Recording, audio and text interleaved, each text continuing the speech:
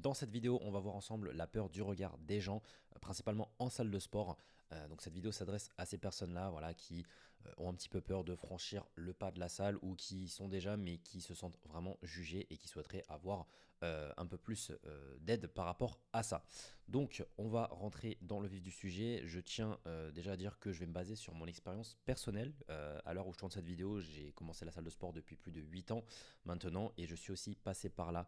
La première fois que j'ai mis les pieds dans une salle de sport, c'est vrai que je savais pas quoi faire, clairement, et je me sentais vraiment jugé. Et donc c'est quelque chose que je comprends tout à fait.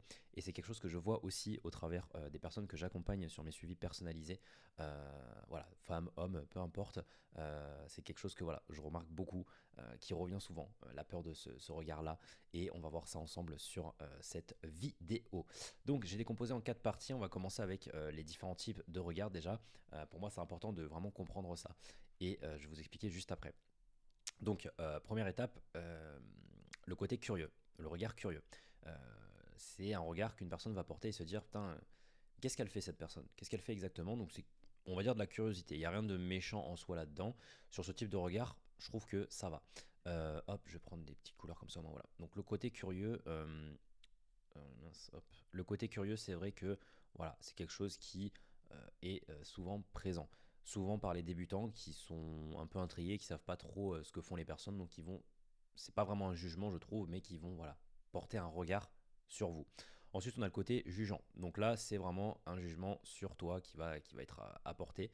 Donc ça, c'est sûr que c'est pas, on va dire, un regard qui va être intéressant, tout comme le dernier, qui pour moi arrive très très très rarement. Le côté moqueur, honnêtement j'ai jamais vu ça moi, hormis peut-être sur les réseaux sociaux, mais sur ce côté-là moqueur, de se moquer d'une personne pour son physique ou son exécution à la salle de sport, honnêtement ça arrive vraiment pas. Enfin, il y a forcément des gens qui le font, hein, parce que dans tous les cas on est fortement jugé dans notre société, mais ce que je veux dire c'est qu'il faut pas avoir cette peur là, parce que je pense que parmi ces regards là, je vais juste terminer avec le dernier et comme ça après on voit ensemble la différence. Le dernier qui est donc le côté admiratif, c'est le fait qu'une personne soit vraiment impressionnée par ce que vous faites. Donc en général, c'est soit un PR, donc par exemple, je sais pas, vous soulevez super lourd au squat ou en traction ou soulevé terre au développé couché, etc. Donc elle va regarder ce que vous faites, ou alors par rapport à votre physique, va vous admirer par rapport à votre physique, c'est tout aussi possible. Mais pour en revenir justement à tous ces regards-là. Moi, je trouve personnellement que, par expérience en tout cas, c'est pour ça que je vous en parle, c'est que le côté, enfin les regards qui reviennent le plus, c'est admiratif et curieux. Voilà, vous avez très peu de regards jugeants ou moqueurs, et ça, le problème, c'est que quand vous vous lancez en salle de sport, c'est principalement ça dans votre tête. Vous vous dites, les gens sont là pour juger ce que je fais et se moquent de moi. Alors qu'au contraire, la plupart, ça va être curieux et admiratif. C'est vraiment ce que je remarque le plus, en tout cas au niveau des différents types de regards, donc il ne faut vraiment pas avoir peur de ça. Autre chose, pourquoi cette peur justement? Pourquoi en fait on a peur du regard des gens? Ça, c'est déjà un côté psychologique, c'est au niveau du manque de confiance en soi et ce fameux syndrome de l'imposteur.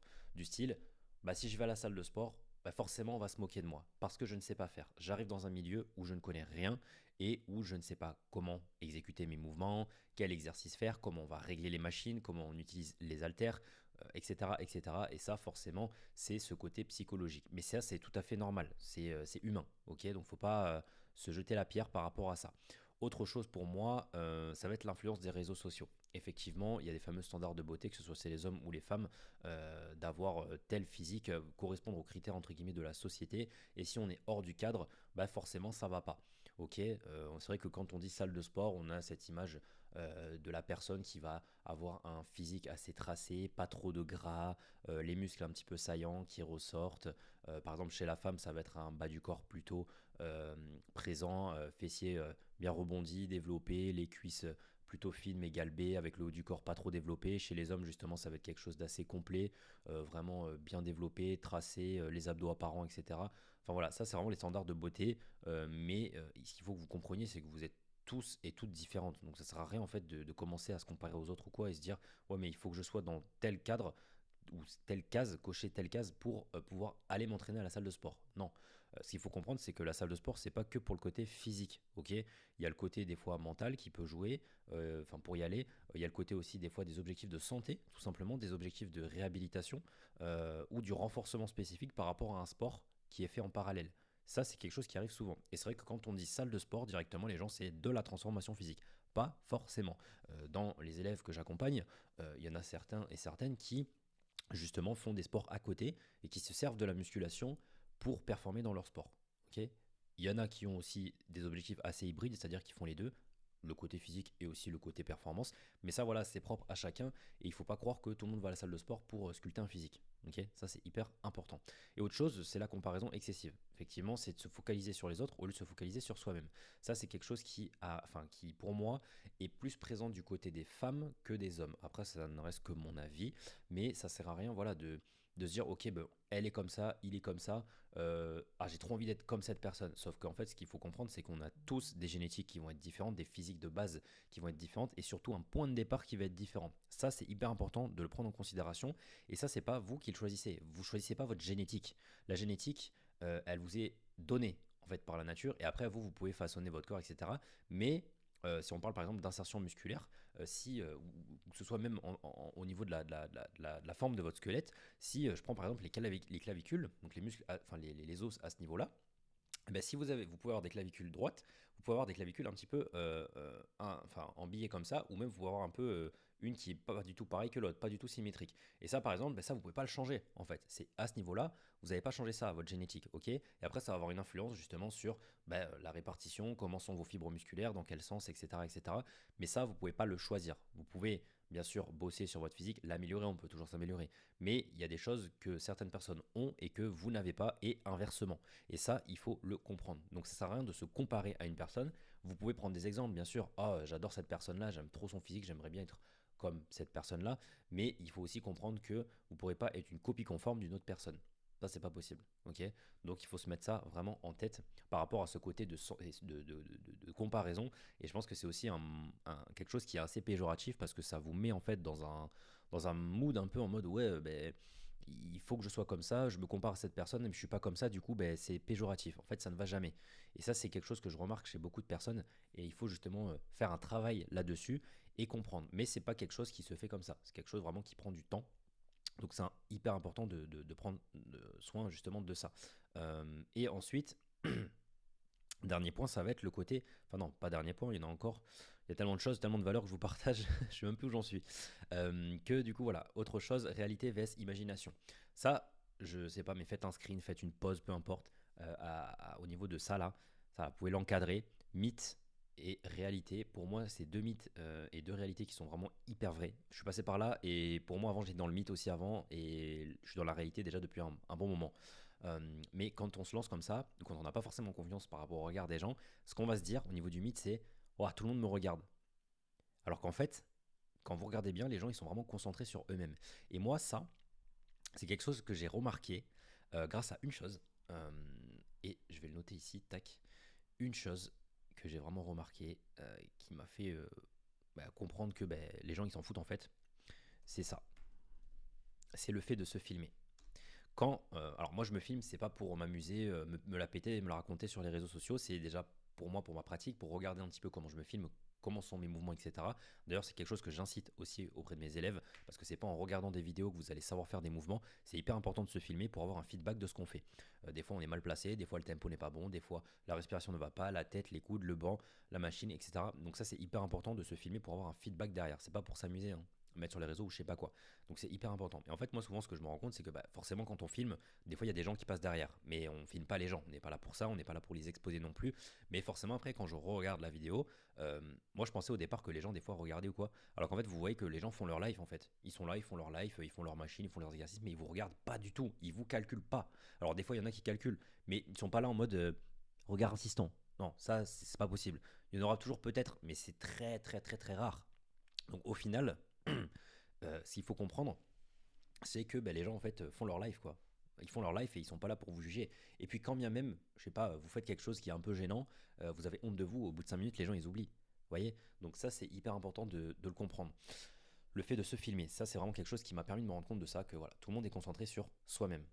Et ensuite, deuxième mythe, les professionnels jugent les débutants. Donc quand je dis les professionnels, c'est ceux soit qui sont dans le milieu, soit qui s'y pratiquent déjà depuis plusieurs années.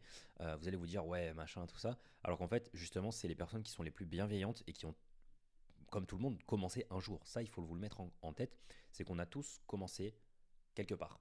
Ok, alors avec des départs différents, comme on a vu précédemment, mais ce qu'il faut comprendre, c'est qu'on a tous fait des erreurs. Moi, le premier, et j'en referai sûrement encore. Pas forcément que dans la muscu, dans d'autres domaines aussi, tout comme ça peut être encore dans la muscu, et c'est pas parce que je suis professionnel dans le milieu que j'ai pas le droit à faire des erreurs. Au contraire, il faut savoir accepter que les erreurs font partie de la vie dans tous vos domaines. Il faut mettre son ego de côté, ça, il y a très peu de personnes qui savent le faire, mais c'est hyper important. Vous faites des erreurs, on fait tous des erreurs, et c'est humain et c'est normal. Maintenant, après, c'est dans votre façon justement d'avoir cette perception de l'erreur, comment vous réagissez face à l'erreur, face à un échec aussi, peu importe. Mais voilà, le but c'est de comprendre ça. Faut pas vous sentir jugé. Au contraire, ce que j'ai remarqué, c'est que souvent les personnes qui sont beaucoup plus dans le jugement, c'est les débutants. Ce sont les débutants qui vraiment sont plus là à juger les autres par rapport à ce qu'ils font, par rapport à leur pratique, etc. Il y a beaucoup de personnes qui pensent avoir la science infuse. Or, personne n'a la science infuse, personne n'est omniscient. Donc ça, il faut aussi le prendre en considération. Voilà. Donc ça, je tenais vraiment à faire un aparté là-dessus parce que pour moi c'est hyper important. Par exemple, même quelque chose que forcément vous ne vous rendez pas forcément compte, quand vous allez à la salle de sport par exemple, je sais pas, ça, on va dire c'est une personne, ok, parce que si je commence à faire la tête et tout, on en a jusqu'à demain matin, ça c'est une personne. Par exemple, vous entraînez, je sais pas, bon, bien sûr là, ça sera pas assez parce que c'est rare d'avoir si peu de personnes dans une salle de sport, hein, bien sûr, mais je sais pas, vous vous entraînez, on va dire il y a ça de personnes, ok. Et là, on va se mettre ouais, on va se mettre en bleu. Vous, vous êtes au milieu. Vous êtes ici. Ça, c'est vous. Ok. Là, je peux me permettre de faire un petit bonhomme. Hop, hop. Bon, il est très très mal fait, hein, bien sûr. Mais voilà, ça, c'est vous. Ok. Vous êtes ici. Et autour de vous, il y a plein de personnes. Qu'est-ce qui vous dit que ces personnes-là en savent plus que vous? Ou qu'est-ce qui vous dit que ces personnes-là ne sont pas au même stade que vous? Ça se trouve, là, cette personne va être du coup débutante. Donc on va la mettre, je sais pas, avec du rouge aussi. Donc je vais faire comme ça, tac, tac, tac, tac, tac, tac, tac. Ça c'est une personne débutante. Hop, là vous avez aussi une personne débutante. Tac, tac, tac, tac. Là tiens, vous en avez une autre. Tac, tac, tac, tac, tac, tac. Et là vous en avez aussi une autre. Tac, tac, tac, tac, tac. Voilà. Donc ça c'est personne débutante. Ok, nice. Ensuite là vous allez avoir, hop, une personne un peu intermédiaire, c'est-à-dire avec 1, 2 ans de pratique. Vous allez en avoir ici. Tac.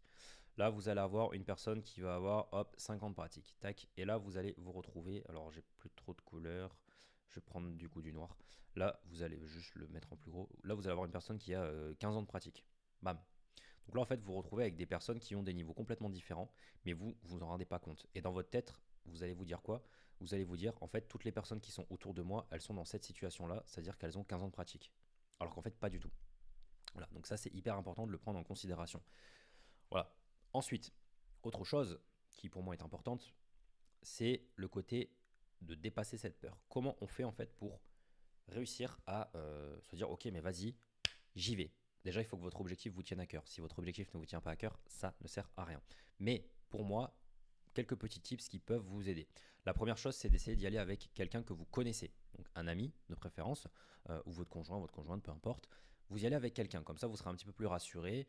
Vous aurez peut-être ce sentiment de ok, bah, je vais pas faire n'importe quoi, au pire si je fais n'importe quoi, on est deux, et j'ai un peu moins honte. Ça c'est possible aussi. Donc y aller avec un ami. Ensuite, autre chose, vous pouvez vous fixer des objectifs personnels. Ok, par exemple, je sais pas, là cette semaine, ben, l'objectif, je vais à la salle 3 fois par semaine, j'y vais, je prends mon courage à deux mains, je fais mes séances, et j'y vais, et je le fais. Et après, fin de semaine, ok super, j'ai fait mes séances, je suis content, je suis contente, j'ai réussi, et je me fixe des nouveaux objectifs pour la semaine suivante. Ça, par exemple, ça peut être intéressant. Et ce qui est hyper important aussi, ça d'ailleurs je pourrais le mettre en plus, ça pourrait être sympa. Bon, de toute façon c'est pour vous ces schémas, hop, et voilà, hop, je trouve ça intéressant. Oui, une zone de texte.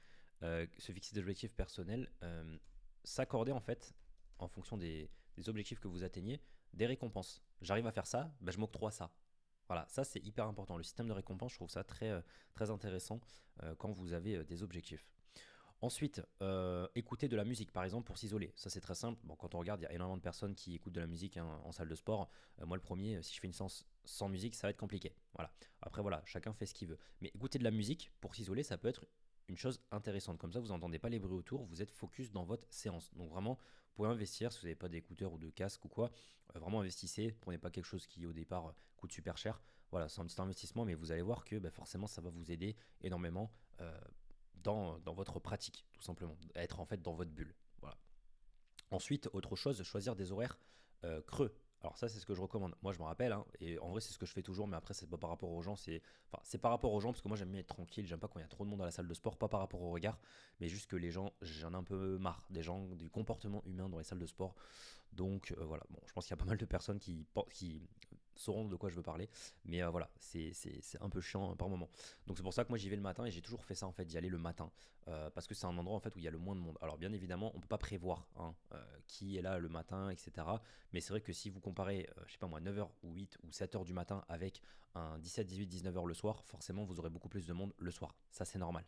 Maintenant, si votre mode de vie et l'emploi du temps ne vous le permet pas forcément et que vous êtes obligé d'aller le soir, bah, il n'y a pas le choix. Voilà. Mais si vous avez le choix, préférez plutôt le matin. En général, il y a moins de monde. Et ensuite, de toute façon, vous serez plus tranquille. Et ensuite, dernière chose, c'est de changer son mindset. Parce que ça, il y a trop de personnes en fait qui ont un mindset un peu péjoratif, un mindset vraiment qui est pessimiste. Et ça, c'est pas bon pour votre justement confiance en vous. C'est hyper important d'avoir un bon mindset et de vous dire que voilà, vous allez vous y arriver. Vous avez qu'une vie en fait. Donc, ça sert à rien d'essayer de plaire aux autres. Enfin, faites un travail sur vous. Et j'ai mis cette phrase là parce que je la trouve hyper intéressante, c'est je suis là pour moi. Ok, je suis là pour moi, donc vous êtes là pour vous. C'est votre transformation, c'est votre vie. C'est pas les autres qui doivent apporter leur jugement et qui doivent façonner votre vie, donner leurs critiques, etc. par rapport à vous et qui doivent du coup vous piloter. Vous ne devez pas vous faire influencer par ce que les autres pensent de vous. Ok, c'est vos décisions, c'est vos choix, donc c'est à vous de les prendre pour vous, pour votre bien, pour votre santé. Faut pas oublier que la salle de sport, c'est quand même la santé, ok. On n'est pas sur quelque chose de mauvais, on est sur quelque chose qui est censé vous faire du bien, ok. Donc pas quelque chose qui doit vous stresser, justement. Donc réfléchissez à ça et gardez cette phrase en tête, je suis là pour moi. Pour moi, c'est hyper important. Par exemple aussi, je vous donne l'exemple d'élèves que j'ai transformés. J'ai fait exprès de prendre un homme et une femme, comme ça vous voyez un petit peu. Donc là, c'était des objectifs, on va dire, ça finit à gauche, et là, à droite, c'était plus pour de la perte de poids classique, donc perte de la masse graisseuse tout en se tonifiant. Et il faut savoir que ces personnes-là n'avaient jamais mis les pieds dans une salle de sport. Ok, je les ai pris en suivi. En plus, moi, c'est du distanciel. Donc, c'est pour vous dire que c'est encore différent que du physique. Après, bon, entre le coaching physique et distanciel, bon, pour moi, il y a plus d'avantages sur le distanciel. Mais bon, ça, je ne vais pas rentrer dans les détails, sinon ça serait trop long. Mais voilà, pour vous dire que même à distance, vous pouvez quand même aller à la salle de sport, vous faire accompagner et atteindre justement vos objectifs. Et c'est hyper intéressant, c'est hyper gratifiant aussi, parce que vous dites, voilà, ben, je transforme une personne aussi bien physiquement, mais mentalement. Parce que là, la confiance en soi entre le avant et le après de ces deux personnes, rien à voir. Ok, rien à voir. Et ça, c'est quelque chose qu'on remarque pas souvent, mais la salle aide énormément pour la confiance en soi. Moi, le premier, quand j'ai commencé, j'avais pas du tout confiance en moi, hein, et c'est pas une honte de le dire, hein, j'avais clairement pas confiance en moi. Maintenant, j'en ai strictement rien à faire. Je suis là, je me filme, je fais mes trucs, je poste mon contenu pour les réseaux, je me mets en plein milieu de la salle, je fais mes trucs, alors qu'avant, j'osais pas du tout faire ça. Et c'est vrai qu'au départ, il y a beaucoup de personnes qui sont comme ça, et je le vois aussi aux personnes que j'aide, que j'accompagne avec mes suivis. Voilà, au départ, je vais pas m'amuser à mettre des exercices, des écartés à la poulie ou des trucs comme ça, parce que je sais que ces personnes-là ne seront pas à l'aise pour le faire et ne le feront pas. Donc, il faut sélectionner d'abord les bons exercices qui vous plaisent, etc., pour justement y arriver. D'ailleurs, ça fera peut-être l'objet d'une autre vidéo, comment bien débuter en salle de sport, comment sélectionner ses exos, etc. Ça pourrait être intéressant, donc j'en ferai sûrement une vidéo. Mais voilà, en tout cas, par rapport à tout ça, j'espère que cette vidéo en tout cas elle vous aura aidé. Si jamais vous vous reconnaissez dans cette situation comme ces deux personnes là, vous pouvez cliquer sur le premier lien dans la description. Et si jamais vous êtes une femme, vous pouvez aussi rejoindre une petite plateforme que j'ai à côté. C'est une plateforme 100% pour les femmes. Voilà, si vous voulez être un peu plus en autonomie, bien que voilà, je vous aide quand même aussi sur ça, vous pouvez cliquer sur le deuxième lien. Vous avez toutes les informations sur cette vidéo, je vous laisse la visionner et découvrir tout ça par vous-même. C'était Charles, ciao ciao.